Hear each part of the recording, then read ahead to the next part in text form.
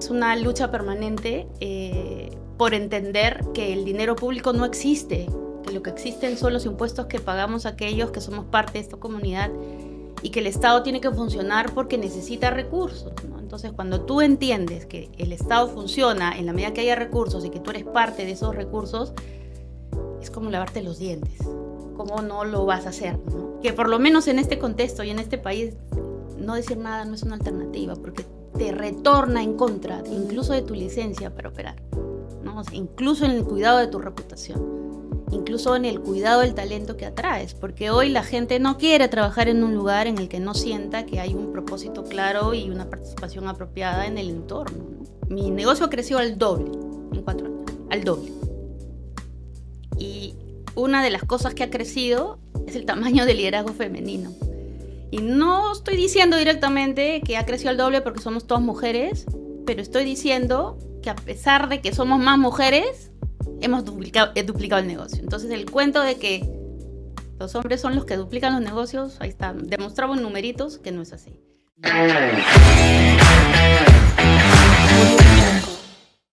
Hola, soy María Cecilia Villegas, CEO de Capitalismo Consciente Perú. Hola, yo soy Chacho Wu, Juan formalmente, inversionista en startups y parte del Consejo Directivo de Capitalismo Consciente. Hola, soy Milagros Avendaño, CEO de Apoyo Comunicación y también miembro del directorio de Capitalismo Consciente. Quiero darles la bienvenida a este nuevo episodio de Liderazgo Consciente. Gracias por estar aquí. Y hoy día vamos a conversar con María Julia Sáenz, socia líder de Tax and Legal en KPMG y miembro del Consejo Directivo de Capitalismo Consciente. Hola María Julia, ¿cómo estás? Hola, Chacho. Gracias por estar con nosotros. Gracias a ustedes por la invitación. Gracias por enfrentar el reto. Sé que Vamos es a ver cómo duro va. estar 3 contra 1. Pero bueno, vamos de frente al grano. Queremos conocerte y tu background es es legal, súper estructurado, encajonado normalmente por normas y siempre pues dentro de la raya, ¿no? Porque no puedes pasar la raya. Entonces, mi primera pregunta es, ¿cómo se cruza tu propósito personal con esta caja donde tienes que actuar? La verdad es que creo que no es una caja. Fue un pretexto para entrar a la vida profesional. Sí, efectivamente soy abogada, pero he vivido a lo largo de mis 30 años de historia varias historias que me han permitido llegar a donde estoy, y creo que es básicamente por el propósito. Mi propósito personal es servir, así abierto, ¿no? Promoviendo el talento de las personas, especialmente de las mujeres. Y siempre que he transitado en esas rutas, me he preguntado cómo sirvo aquí. Y empecé siendo abogada y me encontré con la tributación como un espacio de servicio, porque creo que pagar impuestos es un deber cívico, pero muy poca gente lo ve porque básicamente lo asocia a la capacidad que el Estado tiene de devolverte algo que haces por él, que es básicamente pagar los impuestos, ¿no? Entonces, ¿cómo sirvo aquí? Es básicamente ayudando en este propósito a que entendamos que los impuestos son un deber moral de los ciudadanos, y también a entender y ayudar a la administración tributaria a acompañar a esos ciudadanos en el crecimiento de su desarrollo cívico y lamentablemente tener que pagar a pesar de no ver resultados en este espacio. Entonces no es una caja, en realidad ha sido una malagua, diría, porque tú ves todo lo que hemos vivido en estos años y siempre es un reto hacer lo correcto en esa mirada, digamos, de propósito de servicio, pero también de integridad, ¿no? Entonces, me he ido poniendo varios sombreros a lo largo de mi historia y eso ha estado siempre presente, ¿no? Una contrapregunta antes de que acá las chicas te ametrallen. ¿Cómo haces para que la gente le agarre el gusto a pagar impuestos? Porque nadie paga impuestos con gusto. Yo creo que no es un gusto, es una obligación. Es como cuando te tienes que lavar los dientes y no te gusta y eres chiquito, pero después te lavas sin darte cuenta. Más o menos es eso, ¿no? Creo que es una lucha permanente por entender que el dinero público no existe, que lo que existen son los impuestos que pagamos aquellos que somos parte de esta comunidad y que el Estado tiene que funcionar porque necesita recursos, ¿no? Entonces, cuando tú entiendes que el Estado funciona en la medida que haya recursos y que tú eres parte de esos recursos, es como lavarte los dientes. ¿Cómo no lo vas a hacer, no? Es muy duro, es muy duro. 70% de la gente no tributa, ¿no? Sin embargo, el 100% reclama, ¿no? Y es desde casa, ¿no? Yo siempre cuento esta anécdota. Joaquín, que es mi hijo, escogió a otro papá para ir al colegio a hablar de su vida profesional porque cuando le dijeron tu mamá, ¿qué hace? Ay, no, es bien aburrido, se dedica a los impuestos. Y yo sentí como una llamada. Dije, yo tengo que hacer algo para que un chico como él sienta que es importante o entender que es importante hablar de tributación, ¿no? Y así empecé a hablar de tributación desde la sostenibilidad, ¿no? Decía, ¿por qué? Porque mezclado por eso. Y no le gusta a todo el mundo y no creo que le guste a todo el mundo, pero es como en el fisco americano, ¿no? Yo creo que a los americanos no les gusta pagar impuestos, pero ellos saben que deben taxes, ¿no? Pagan los impuestos porque ven los resultados probablemente. Entonces es ser terco, pues, eso es lo que toca. María Julia, a ver, una pregunta en relación a lo que acaba de mencionar Chacho. Claro, lo que tú dices es cierto, pero es verdad también que en este país lamentablemente los impuestos no se usan, ¿no? Para los derechos que deberíamos de tener, ¿no? Correcto. Esto, ¿cómo tú sientes que hay una evolución o una involución en los líderes en el sentido de asumir esta responsabilidad a pesar de que no necesariamente esto se invierte a nuestro beneficio? ¿Sientes que hay un cambio, hay una mayor conciencia parte de los líderes? Y yo creo que sí, y lo vería en dos planos. Creo que en el plano formal, en los líderes siempre ha estado, sobre todo los formales en los que normalmente me he movido, ¿no? La idea de que pagar impuestos es su obligación y punto, ¿no? Y siempre ha estado como en el statement, sobre todo de las empresas grandes o de las personas más formales, ¿no? Que están, digamos, en este ámbito del 30% de los que sí cumplen. Yo pago mis impuestos, que el Estado se encargue o que alguien más se encargue. Yo no necesito encargarme. Entonces, yo he visto una evolución de esa mirada a la de hoy, ¿no? Entonces, no es solamente yo pago los impuestos y es suficiente, es qué tan legítima es mi posición como líder, como empresario, como persona, en una situación como la que estamos viviendo. Y yo sí creo que empiezo a ver un cambio importante. Hace un par de semanas o algo más, por primera vez en muchos años, has visto un líder empresarial enorme de un grupo económico muy grande expresamente diciendo su frustración frente a una decisión de la administración tributaria sobre un tema tributario. Insólito, no lo hubieras visto antes, porque la idea era no digamos nada, perfil bajo, o usa un gremio, o ninguna persona, ningún ser humano con DNI.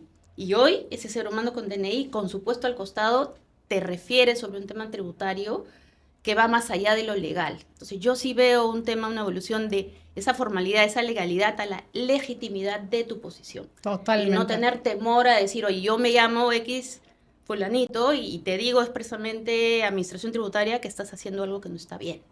Es un cambio tremendo. Y yo creo que vamos a empezar a ver más porque son líderes que de alguna manera son los que siempre están en los mercos, en los primeros lugares y que antes no te decían nada. Pero eso es involucrarte, ¿no? Totalmente. Eso, o sea, es el Yo involucramiento. Sí lo veo positivamente. Y por eso de repente, Chacho, algo vamos a lograr que la gente sienta que es agradable pagar impuestos. Porque te dan autorización para hablar fuerte cuando te toca, ¿no? Y es bien interesante lo que dices, porque si bien estamos viendo a estos líderes comenzando a levantar la voz para temas que los están involucrando personalmente, pero parte de lo que nosotros hacemos desde Capitalismo Consciente es impulsar esto que hemos llamado el liderazgo empresarial ciudadano, ¿no? Antes que empresarios somos ciudadanos. Y también impulsamos que estos líderes hablen sobre los problemas de las personas de a pie, ¿no es cierto? Y un poco lo que tú decías, hay un porcentaje muy grande de peruanos que no recibe nada del Estado. ¿Cómo logramos y qué ves tú, qué podrías recomendar, cómo logramos que impulsar este ejercicio de liderazgo ciudadano, que los líderes empresariales pongan el poder que tienen como líderes empresariales para lograr ejercer presión para que el Estado comience a funcionar para estos peruanos que están fuera del sistema y que necesitan el apoyo del Estado? Yo creo que tenemos que seguir forzándolos a hablar en primera persona. Yo misma, ¿no? O sea, yo creo que es fundamental que esa primera persona, ese DNI, como digo, se ponga adelante y exprese la frustración, la necesidad, la obligación que tenemos de que el Estado funcione. Y creo que pasa también por reconocer que hemos estado ausentes de esa inoperatividad del Estado, ¿no? Que le hemos ido poniendo alternativas individuales y probablemente egoístas a los espacios propios, ¿no? La escuela pública no funciona, voy a la escuela privada. El sistema de salud público no funciona, voy al sistema privado. Pero después te das cuenta que no puedes vivir aparte en ese proceso, ya sea porque el entorno en el que trabajas necesita de la escuela pública, de la salud pública, y te devuelve a ti lo que el Estado no hace porque terminas asumiendo lo que no hace el propio Estado, y te das cuenta que la solución no es mirar de costado y tampoco es decir yo pago mis impuestos, tú encárgate, ¿no? También te das cuenta del tamaño de tu voz y empiezas a decir esto no funciona y no es posible, y le das fuerza y de repente valentía a aquellos que sientan que no tienen nada que decir, y entonces eres parte de ese movimiento desde lo más pequeño, ¿no? Yo creo que, ni siquiera pequeño diría yo, porque cada una de las acciones que tomas, como este ejemplo que doy, o como el hecho de que reclames sobre tu entorno vecinal, por ejemplo, hace que más se den cuenta de que sí es posible generar cambios cuando nos indignamos por lo que empezamos a ver, ¿no? Y casi que es lo único que podemos hacer hoy en muchos espacios, indignarnos y hacer mucho ruido, ¿no? Ojalá fuéramos Coldplay, ¿no? Para generar el ruido que ha generado lo que conocemos hoy, pero eso es lo que necesitamos empezar a generar, ¿no? Para que finalmente son las voces de los individuos lo que han logrado que se produzcan los grandes cambios, ¿no? Y me gustaría ver más individuos de esos que salen en los rankings, empezando a hablar en primera persona, ¿no? Y que implica tener una valentía, ¿no? Pero que además el valor, el ser valiente, creo que es innato del liderazgo. Porque un líder tiene que ser valiente. Que ser. Y de hecho también incluso en aquellos en los que te dicen, no, la organización, no sé, el partnership o lo que fuera, dice que no podemos decir nada, creo que también tenemos que plantarnos en ese espacio y señalar que por lo menos en este contexto y en este país, no decir nada no es una alternativa, porque te retorna en contra, incluso de tu licencia para operar, ¿no? O sea, incluso en el cuidado de tu reputación, incluso en el cuidado del talento que atraes, porque hoy la gente no quiere trabajar en un lugar en el que no sienta que hay un propósito claro y una participación apropiada en el entorno, ¿no? María Julia, a mí, hemos hablado de propósito, a mí me agarró o descubrí mi propósito tarde, ¿ya?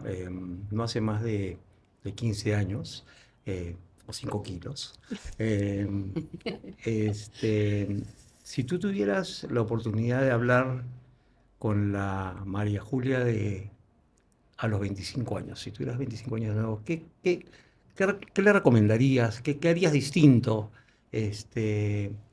Porque creo que no somos la generación que hoy día debe estar liderando los cambios. Creo que hay una generación más nueva que debe estar empujando. Mira, creo que es difícil decirle lo que voy a decirle a la María Julia, porque creo que lo que vivió tuvo que vivirlo, y porque las circunstancias que la acompañaron en ese espacio la llevaron por donde tuvo que ir. Pero creo que esas circunstancias no están como para que pues, pase lo mismo que yo pasé para los chicos de hoy de 25, ¿no? Que es, oye, no te mimetices, no asumas un color y una estructura que no son los tuyos, ¿no? Yo crecí en un espacio corporativo muy masculino, muy ejecutivo, muy neoyorquino, de sastres oscuros y no pantalones para mujeres, además, ¿no? Y eso tocaba porque no había posibilidad distinta de entrar en este espacio corporativo al que yo entré y que disfruté y que agradezco eternamente. Hoy no pasa eso, y creo que no pasa por diversas razones. El COVID probablemente haya sido la última etapa que exacerbase esa posibilidad de apertura, y hoy eres quien eres en donde quieres, felizmente. Y yo diría eso, ¿no? Al final la autenticidad de los que quieren hacer cosas es profunda, ¿no? No tiene que ver con ni el color de pelo, ni la ropa que te pones, sino de lo que realmente eres, quién eres que traes a la mesa, ¿no? Entonces, si ese contexto fuera el que es hoy, no te mimetices, sería el consejo, ¿no? Pero Fácil copiar hoy día, ¿no? Y fácil querer estar en estos trends, y ser como el otro. ¿Y qué opinas de esta gente que solamente hace recent sin leer? la verdad que son flojos, ¿no? O sea, creo que son personas que no han encontrado aún la valentía de su corazón, ¿no? De ponerle una línea. O sea, yo creo esto, entonces basta que lo comparta o ponga un dedito y ya hay que asumir que soy parte, ¿no? Y creo que no, o sea, el hablar en primera persona toma tiempo, ¿no? Creo que, de nuevo, como decía Ceci, hay que ser valientes en el espacio.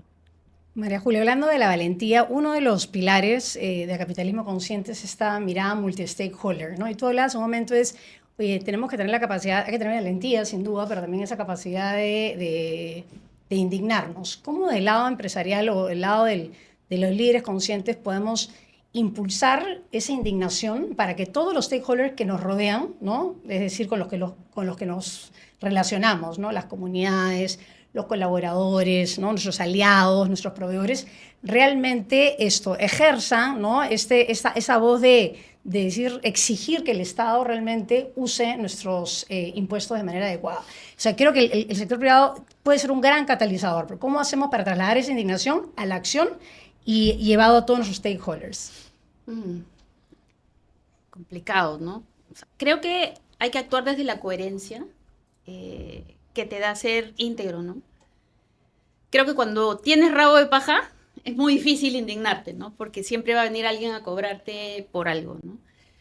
Creo que toca ser muy resiliente, toca ser muy valiente, pero también tener la capacidad de soportar el golpe del que responda en contra o que trate de no levantar mucho polvo en ese espacio de indignación, ¿no? Yo te doy un ejemplo, yo asesoro tributariamente, profesionalmente, ¿no? Y me ha tocado decir no muchas veces y perder negocios porque no tengo una mirada agresiva de la tributación, aceptando que hay derecho a la planificación tributaria, además que creo profundamente y que es posible, digamos, hacer planificación. Lo que no creo es que sea posible disfrazar las cosas, ¿no?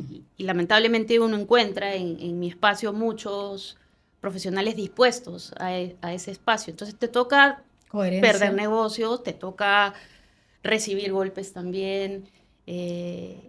Y hoy es difícil porque la administración tributaria no ayuda mucho, ¿no? Está también en un entorno bastante agresivo, un poco duro, poco empático con la situación económica que pasan muchos contribuyentes en general, ¿no? Pero es duro, ¿ah? O sea, yo creo que nos toca empezar a hablar un poquito más de esto para darnos cuenta que hay muchas más empresas y muchas más personas que también lo creen, pero que hemos estado en silencio.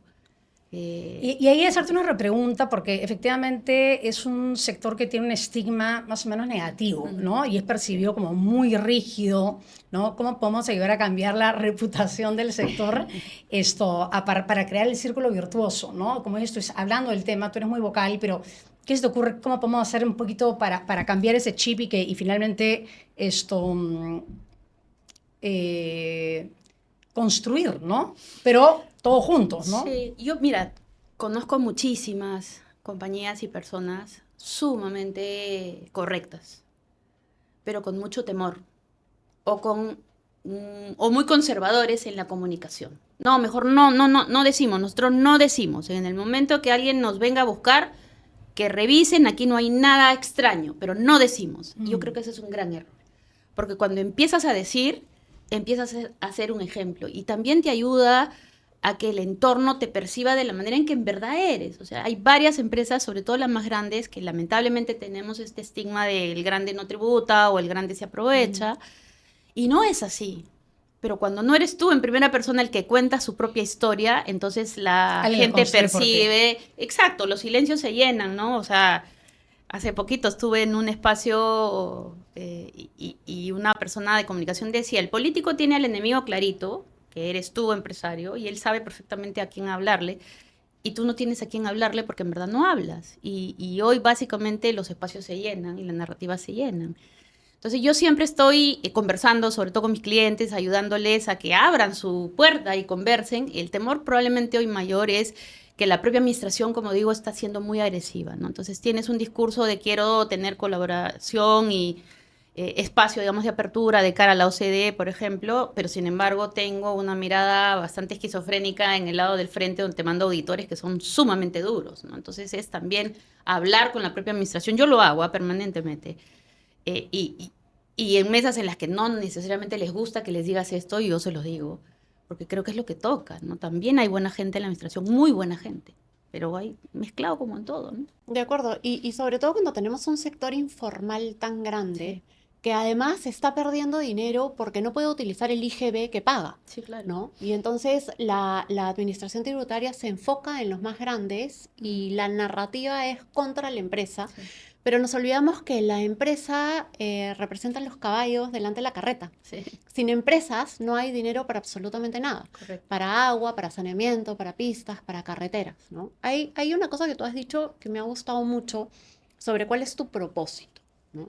Tu propósito es servir e impulsar a las personas, pero sobre todo a las mujeres, ¿no? Aquí hay 3 mujeres, digamos, que de alguna manera han sido exitosas en su carrera profesional, pero son muchas más las que no logran salir adelante. Nosotros desde Capitalismo hacemos foros en regiones, foros en Lima, y nos es un reto encontrar mujeres que quieran ser vocales, que quieran salir al espacio público y levantar la voz. A estas mujeres que tienen potencial de liderazgo y que podrían ser grandes líderes, ¿qué podrías recomendarles? Que usen su voz. Yo creo que el tema es de ver a quién sigues, ¿no? Probablemente qué referentes has tenido, qué mentores te han acompañado. Eh, Desde muy chico hay que usar la voz, hay que usar la voz. Y no pasa solo en estos espacios, Ceci, pasa en todas partes. En, no sé, las publicaciones de artículos son todos hombres y cuando hablas con los amigos de los diarios, pero es que las chicas no quieren y es verdad. En las promociones a gerencia, muchos muchachos, y cuando hablas con las chicas es que me estoy preparando para estar perfecta, cuando no necesitas estar perfecta, pero en tu cabeza está que mientras no estés perfecta no pides. O porque eventualmente alguien decide por ti, porque no sé, vas a ser mamá y entonces de repente no le quiero quitar el tiempo, pero ni siquiera te preguntan. Entonces hay que usar tu voz. Y lo que yo hago, y lo hago permanentemente, es contar mi propia historia. Yo siempre estaba preparada, lista, y cuando estaba lista levantaba la mano, pero ya habían pasado 10 antes que yo, que no estaban listos. Y la sensación de injusticia mía por tonta, porque decía, pero si no está listo, ¿por qué pide el cargo si no lo puede hacer? Porque quiere, pues, ¿no? Lo aprendí tarde, re tarde, ¿ah? O sea, Hay pero si que, él lo pide, obvio. O ¿por qué él gana más que yo? Porque negocia, pues sonsa, ¿no? Ya, yo he aprendido eso y lo digo siempre, se lo digo a las personas más chicas y lo digo expresamente a mis socios, son hoy más hombres que mujeres, y les digo a las chicas más jóvenes desde que llegan a la oficina, les digo exactamente esto porque no quiero que les pase lo que me pasó a mí. Entonces levanta la mano, pide, tú lo mereces. Y va pasando. Yo hoy 75% del management de KPMG en mi grupo son mujeres. Maravilla. Pero es así, arriba, arriba. Tú puedes, tú puedes, tú puedes. y la importancia de los mentores, Sí. ¿no? O sea, creo que es Y de los súper sponsors, importante. Ceci, Y de porque el los mentor te sponsors. acompaña, lo sigue. No, el sponsor, el que se siente en la mesa y dice, yo voy a apostar por ella. No, y te hace Eso es lo que conexiones necesita, también. sí, O sí, sea, Sí, es- claro. Sí. Yo, se yo impulsa. siempre cuando hablo Total. con temas de género, que ahora, de hecho, a raíz de la elección de Trump, es un tema que no se debe hablar, ¿no es cierto? Y que está mal visto. Absurdo. Yo siempre hablo y yo siempre digo, no mires a las mujeres como si fueran mujeres. Imagínate que es el 50% de la población Claro.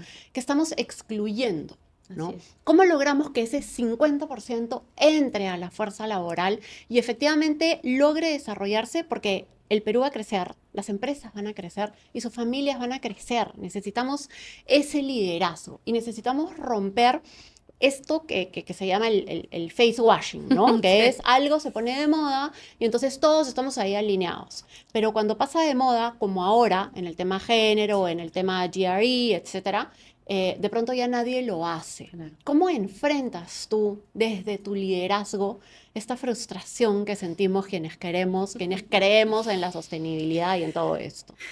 La verdad es que no me frustro porque yo creo que los resultados están. Ya te digo,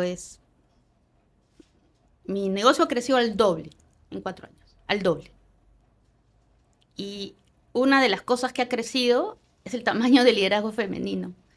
Y no estoy diciendo directamente que ha crecido el doble porque somos todas mujeres, pero estoy diciendo que a pesar de que somos más mujeres, hemos duplicado el negocio. Entonces el cuento de que los hombres son los que duplican los negocios, ahí está, demostrado en numeritos que no es así.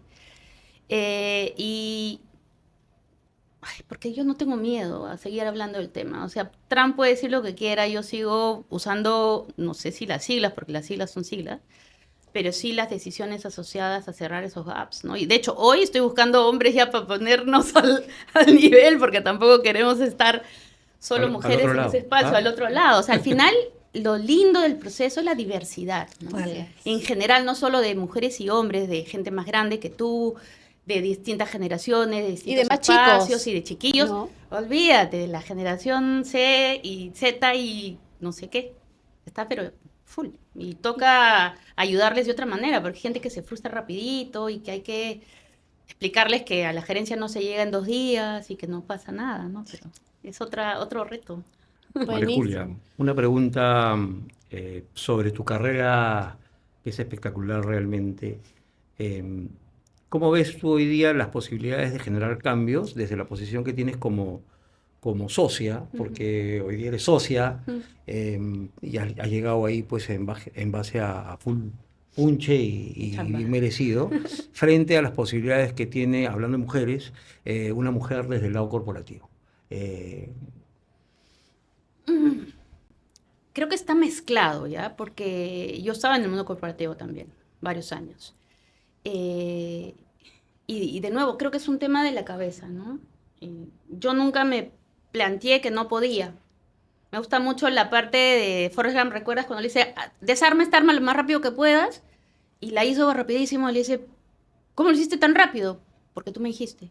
Es la misma historia, nunca te planteas que no lo puedes hacer, lo haces nomás, ¿no? Entonces un poco ha sido la lógica que yo he abordado en mi vida profesional, y cuando estuve en el área corporativa y estaban los retos que se suponía que no se podían hacer, yo no sabía que no se podían hacer. Fue bien chistoso porque después me di cuenta que varias de las cosas que me encargaron, me las encargaban porque allá andaba yo fastidiando, y para que no fastidie, dale esto, que no va a poder hacerlo y se va a quedar tranquila. Y cuando resultaba que se podía, era como, ¿y ahora qué le damos a esta loca para que no moleste? ¿No? Entonces quizás por ahí el proceso es ese, de hacer esta evangelización de que en verdad sí puedes cuando quieres. Y no sé, ha sido siempre para mí una conexión muy desde el corazón con las personas, en todos los espacios, ¿no? En el ámbito corporativo especialmente, ¿no? No con los roles, sino con la gente, ¿no? ¿Somos nuestra propia barrera muchas veces? Muchas veces, yo creo que principalmente, por eso piensa fuera de la caja, y yo siempre digo, ¿cuál caja? No hay caja. Y ya para ir terminando, y te voy a hacer una última pregunta. Bueno, a mí siempre me has parecido una profesional sumamente competente en sobre todo una rama que es bien técnica, ¿no? Es muy técnica, es compleja a veces, pero siempre o sea, veo cómo lo complementas con un estilo de liderazgo muy humano, ¿no? Muy cercano. Hemos tenido oportunidad de conversar sobre múltiples temas y siempre tienes como que esa parte muy cercana, humana, y eso finalmente es autenticidad, y yo creo que eso conecta, ¿no? Si pudieses un poco terminar eso, ¿qué mensaje le darías a la gente? O sea, ¿por qué no sacrificar esa parte, ¿no? Sacrificarte, y que no es incompatible con la otra, que es importante, ¿no? Para dar resultados, pero no es incompatible con esas conexiones humanas que logran finalmente impactar de una manera mucho más trascendente. Mira, yo creo que lo único que vamos a tener hasta el final es nuestra humanidad, más hoy en la transformación que estamos viviendo con todo el tema de la inteligencia artificial y todo lo que ya es capaz de hacer y hará en los siguientes 5 meses, dicen algunos.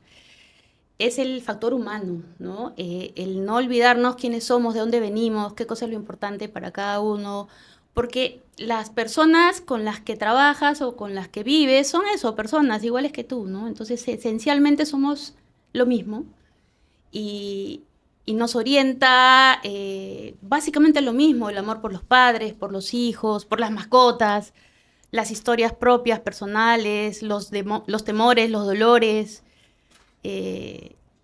Creo que a mí me sonó siempre muy raro cuando dice hazte vulnerable, ¿no? No entendía mucho a qué se refería. Creo que es más un mensaje más a lo masculino quizás, ¿no? Porque nuestros amigos normalmente, los chicos, les cuesta un poco más esta vulnerabilidad, que yo llamo humanidad, ¿no? Eso ya esté más normal. Por eso decía, no te conectes con el rol. El rol es pasajero, ¿no? En la medida que tú seas quien eres y no el rol que haces, en verdad puedes estar en cualquier lugar, ¿no? Eso. Gracias. Lindo. Eso me ha encantado porque al final, cuando seamos viejitos, ya no va a haber ningún rol. Ay, sí, ¿no? felizmente. Vamos a hacer esto nosotros, Milagros, María Julia, Chacho y Cecilia, ¿no? Ayudándonos. Ayudándonos, Exacto. ajá. A cruzar la calle. Encontrándonos en el parque a conversar de Hacer las tai cosas chi. que hicimos. Muchísimas gracias por estar aquí. Regresamos la próxima semana y va a estar con nosotros Manuel Izaga. Nos vemos. Chao. Gracias. Chao. Gracias.